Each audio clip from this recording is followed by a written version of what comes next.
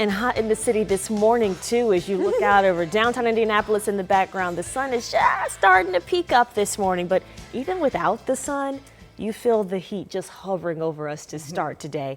Glad you're waking up with us here on 13 Sunrise. It's 6 o'clock. It's Wednesday. You're halfway through the work week, so almost there. I start counting down on Tuesday officially to the weekend. Oh, I wait until Monday. Yeah, okay. Yeah. Monday morning. Sounds good. Whatever your countdown is, just know that it comes with some heat today as you start your Wednesday. Oh, a lot of it. We've been kind of preparing you for this week, letting you know that it was coming again, because this was kind of back to a week before where you all had to do the exact same thing. Yeah, peak summer. Here we go. And we're going to add a couple more 90-degree days to our total for the year. Got up to 91 yesterday. I think we're going to be right back there in the low to mid 90s again, but we're increasing the dew point, so it's going to feel a little bit worse from a comfort standpoint. So let's talk about temperatures right now and where we are headed over the next several hours. It is still 74 in the urban heat island. That is the Indianapolis metro. Outside of the city, starting to fall back into the 60s, but not feeling as refreshing as it has so far this week. It's 66 in Richmond. Right now, the dew point, though, 64.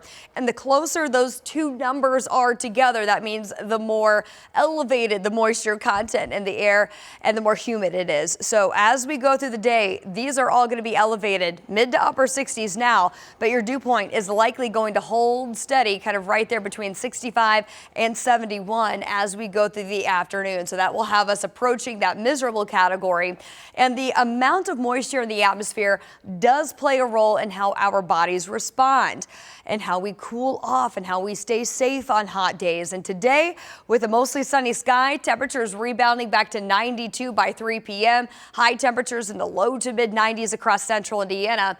We have to take that moisture in the air into consideration, and that's what gives us that heat index. And that is what the National Weather Service issues these heat advisories for. This one issued late last night. It will go into effect around noon today and run through 8 o'clock later this evening as the temperature will eventually start to come down. But in the meantime, check out your maximum heat index for today, approaching that 100-degree mark, mainly along and north of I-70 where that heat advisory zone is currently in effect. Now, after today, these numbers actually do stay quite elevated at near 100 all the way through the start of the weekend, but then a cold front will slide through and it will drop that heat index for the second half of your weekend and then well below heat advisory criteria into the first part of next week. Coming up, we'll talk about the rain chance timeline and those temperature changes in your full forecast. But as we approach 6:02 here on a Wednesday morning, we've actually had several issues on the road so far today. This is a major one we've been following since about 4:30 this morning. We have a crash reported in the construction zone out in Hancock County. And we have a complete closure of the left travel lane on I-70 westbound. This is near that rest area out near Greenfield as you're approaching the State Road 9 on and off ramp system there in Greenfield. So you can see we are in the red and that backup continues to build along that stretch of I-70. Another crash in the collector lanes along I-65 northbound in the construction zone. That's near that Washington Street exit. So some big delays building now back through the south split. Another major issue on the northwest side. This is 65 northbound. Have a crash near Whitestown Parkway and that camera looks like it did just go out, but look at that backup all the way down past 865, and now we're starting to see some pretty big delays on 65 northbound. I want to flip past the camera and show you what our delay tracker is looking like right now. Okay, that's a little bit of an estimate, so 146 minutes.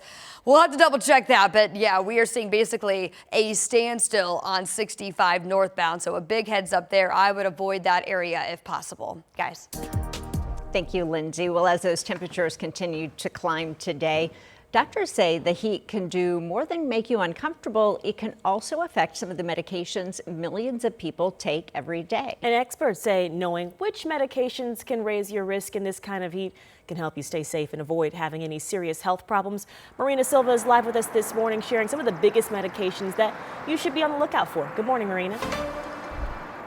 Well, good morning. There's a lot of medications that really can have an effect right now. We're talking about things like blood pressure and heart medication, diuretics, and even some mental health medications. And doctors say these can all have an ability with the heat combined to impact your body just trying to stay cool. Now, for some medications like diuretics, your body has less water to sweat with.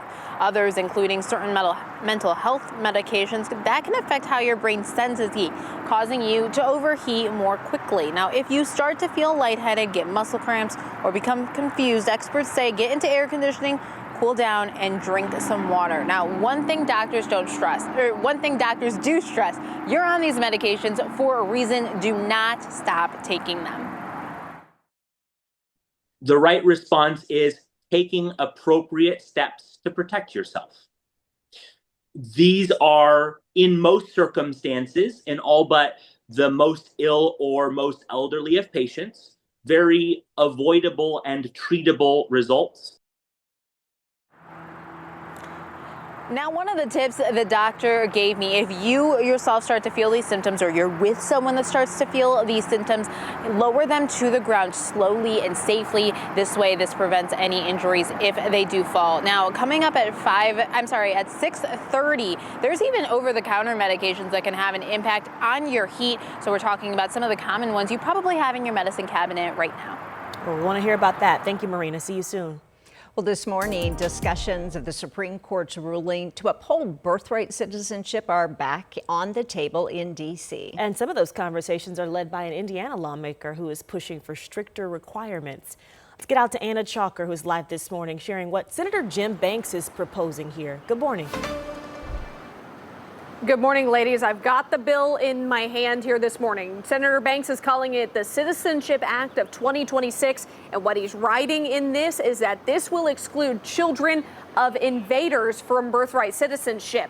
And the bill it defines invaders as any person who has not been lawfully admitted to the U.S. and any person seeking admission to the U.S. under the Immigration and Nationality Act. It also says this will apply to all children who are born after the date of enactment. We talked with an immigration attorney about this bill. He says this is a loophole to that Supreme Court ruling, and this would lower an immigrant's confidence to seek legal help.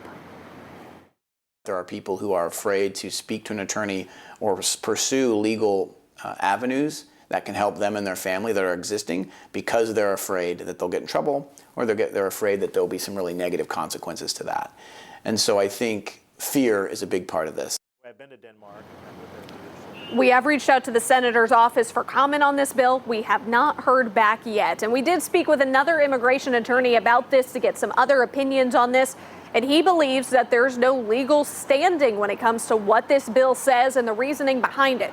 So coming up, we'll outline a couple of those main points, some of them with some controversial language of why they're saying this wouldn't be able to hold up in court if Congress was to move this bill along. Okay, sort of a wait and see game. Thank you, Anna. Well, frustration in a construction zone, instant gunfire. Police tell us a driver took things way too far, firing shots at a U.S. Postal Service employee's truck on the interstate. This happened in the South Split in Indianapolis just earlier this month. Investigators say someone was driving aggressively next to that tractor trailer and then started shooting. The alleged shooter drove off, but the semi-driver snapped a picture of the license plate first. And that picture, along with the license plate readers, led police to a Dodge Journey. They say that Dodge was registered to 37-year-old Brian Hughes II. So Hughes is now facing 2 counts of criminal recklessness and is due back in court in September. A string of AC thefts have left two churches and a child care center with thousands of dollars in damage, and I assume no AC? Yeah, it's tough. Police say that Stephen Martin targeted 3 East Side properties at the end of June. A Safe Care Development Child Care Center is one of them, where surveillance video shows the AC unit being smashed and then stripped for parts. The owner says it cost them more than $10,000 to get new AC. But next door at the Pentecostal Apostolic Church, Pastor J. Aaron Tyson told us they're still dealing with the heat. Can you imagine a group of people in here worshiping and being active in this heat? Yeah, I'm surprised no one has fallen out thus far. Police tell us Martin now faces felony theft charges.